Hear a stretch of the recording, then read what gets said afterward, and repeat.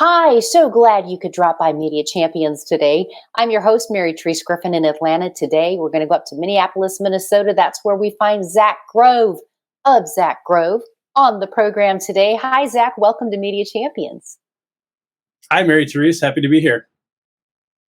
I love what you do, and you've done some amazing things as a growth marketeer. And I want you to share, if you will, with our audience what it's like to be able to bring people's stories to life, because you've done a lot of them and you do it in unique ways.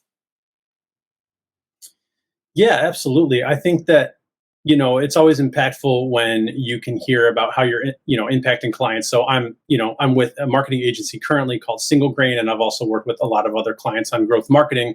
And I think some of the most gratifying, I guess, activities or part of the job is really when you're putting together case studies or you're interviewing a customer or a client and asking them how, your digital marketing work could have, grown their business or overall brand, or getting those anecdotes and stories. So that's definitely one of my favorite parts of the job. When you're courting a potential client and maybe they've not experienced all the multitude of platforms that they could put their brand out there, their story on, walk me through your sage advice to them on what is the best place for them, because not every platform is good for everybody. So I love this question.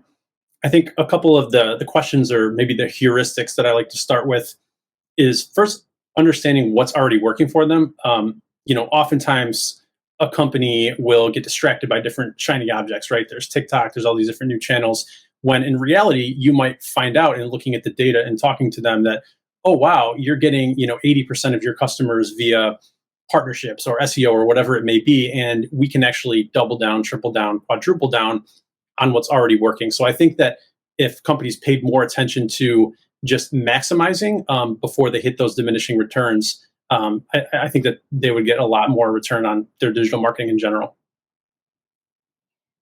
Zach, if you will, describe for us how you measure success, marketing success on social media. There are many ways that you can do that. How do you do that?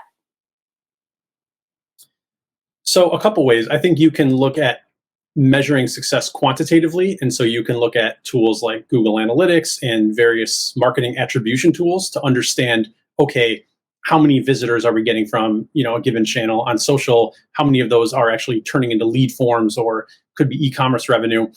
And then on the other hand, you have qualitative measurement. So you can simply, it sounds very basic, but simply putting up a form on your website that says, hey, how did you hear about us, to every customer, it could be on the post purchase confirmation page, you can get a gold mine of insights, because that's when folks, they might have come via search, but they'll say, oh, I've been, following you on LinkedIn or on TikTok for months, and I really love your brand. And then they just happen to come via Google. So I think it's marrying quantitative tools as well as qualitative surveys. What do you think about the absence of cookies in the very near future here, and how people need to go about finding that all important customer? Because it's probably not going to be as easy as it has been, but it doesn't have to be hard. I agree with that. I think coming back to the previous question, doubling down on qualitative attribution. So just understanding, where customers are recalling that they first heard of you, that can be very important, and actually doing analysis based on that. So not purely relying on tools. I think there's also to be something to be said for kind of what's old is new again. So for example, email marketing, everybody knows or should know, one of the highest converting channels and has been for decades. How do you go back to kind of zero party data? How do you go back to own channels where, maybe I have an SMS list of phone numbers, maybe I have an email list, and I'm going to be able to reliably drive revenue from that without relying on, third party cookies and some of these ad channels that are changing pretty rapidly. Can we talk about the importance of relationship building? Because you mentioned where old is new, and I don't think you can go wrong, even though it seems very old school when you talk about relationship building. But now, in a post-COVID world, and the way that we're doing business now, and everybody wants a piece of the pie, it's so important to build those relationships with your customers, with your clients. It's just crucial. Absolutely. With customers, with clients, I'll throw in another one with partners as well.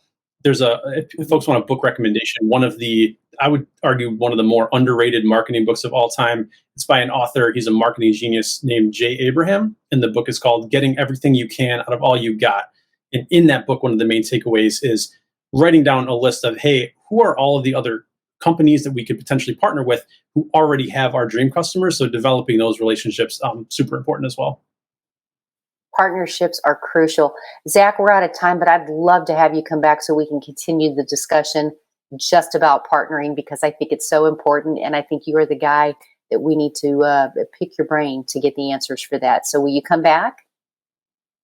Sounds great. Thank you, Mary Therese. Thank you, Zach. And for the rest of you, we can connect you with Zach. You can find him by finding us right here at dailyadbrief.com. I'm Mary Therese Griffin in Atlanta. We'll see you next time on Media Champions.